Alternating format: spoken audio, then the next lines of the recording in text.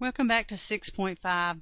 Um, in this one, we're going to talk about the relationship between temperature and pressure.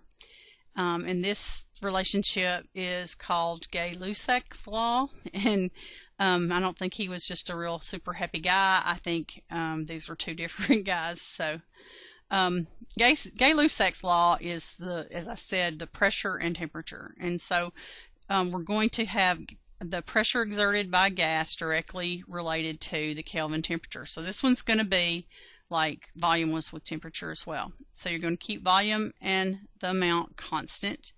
And so the relationship is P1 over T1 equals P2 over T2, or as we found out in the last section, we can write it T1 over P1 equals T2 over P2, and it still is exactly the same relationship. So, solve for P2. You should be used to this by now, so you should be able to do this pretty easily. Okay, so if you did it, you're solving for P2, so you know that P2 is going to equal P1 T2 over T1, right? Because you multiply that over there. Okay, all right, so that was pretty easy. And then if you're doing T2, remember, you can just flip it over like I do, or, whichever way you want to do it. All right. The first example they're giving you is that the gas has a pressure of 2 atmospheres and 18 degrees C. What is the new pressure when the temperature is 62? So you got pressure 1 is 2 atmospheres, temperature 1 is 18 degrees C plus 273, which is 291. We're looking for the new pressure. If we increase the temperature to 62, so 62 plus 273 is 335. Always make sure you use the Kelvin temperatures when you're doing these relationships, or else you'll get the wrong answer. So we rearrange to solve for P2, and then we plug in and make sure that our kelvins are going to cancel out, and we're left with 2.3 atmospheres. So we really didn't change it that much, did we? Okay, here's one to work. You have a pressure of 645 torr at 128 degrees C. What is the temperature in Celsius if the pressure increases to 824 torr? Okay, all right, so we've got P1 equals 645 torr. And we got T1 equals 128 degrees C plus 273 is 401 Kelvin. We've got the new pressure, which is P2 at 824 torr. And so we're looking for T2 in degrees C. All right. So we know, since we're looking for temperature, that this time I'm going to write T1 over P1 equals T2 over P2.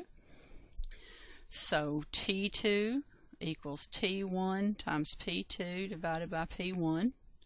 And now if I can just put it in there and use the right things. Okay, T1 is 401k.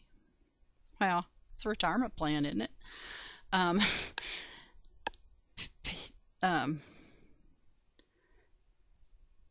P2 is 824 torr,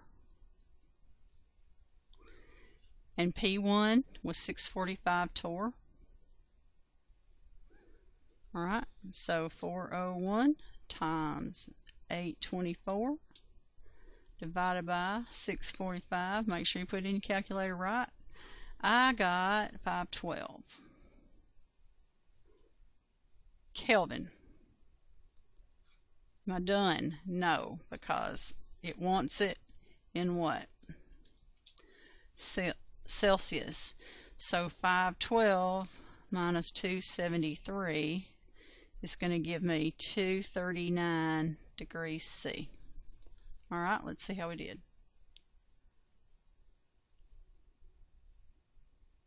Yep, we did it. Okay? Again, on these problems, if you don't understand these, go back and work them again. That's why I have them on here with all these steps on them. I work them the quick algebra way, but all the steps are here if you need to go back through these and see them. Okay, so let's talk about, we'll take a break from working problems for just a second because I want to talk about something. Vapor pressure. Vapor pressure is the pressure that builds up when the molecules in a liquid come to the surface in a closed container. And it's very specific. Okay, each material has a specific vapor pressure, and if you heat it up, then it's going to increase the vapor pressure. That is, it's going to increase because the gas molecules are going to be hitting against the lid of a closed container. When the vapor pressure of a liquid equals the external pressure, the liquid will reach its boiling point. Okay, when the vapor pressure of the liquid equals the external pressure, the liquid reaches its boiling point. And that's a characteristic property of materials. That is, what is their boiling point? So, if you have 30 degrees, you're going to, and this is for water, okay? Then the vapor pressure of water would be 32 millimeters of mercury. If you heat that up to 100 C, it's going to rise to 760 millimeters of mercury. Okay, so we know that this is where water boils. Okay, so it reaches the 760 millimeter mark. Now that's at sea level, right? So it's going to be a little bit different depending on where you live. People who live in high altitudes use pressure cookers to obtain higher temperatures when they prepare food, because you're going to close that container up so you can build pressure up. Otherwise, you'd have a hard time getting enough vapor pressure built up in order to boil your water. So explain why water boils at a lower temperature in the mountains than at sea level. We were just kind of talking about that, right?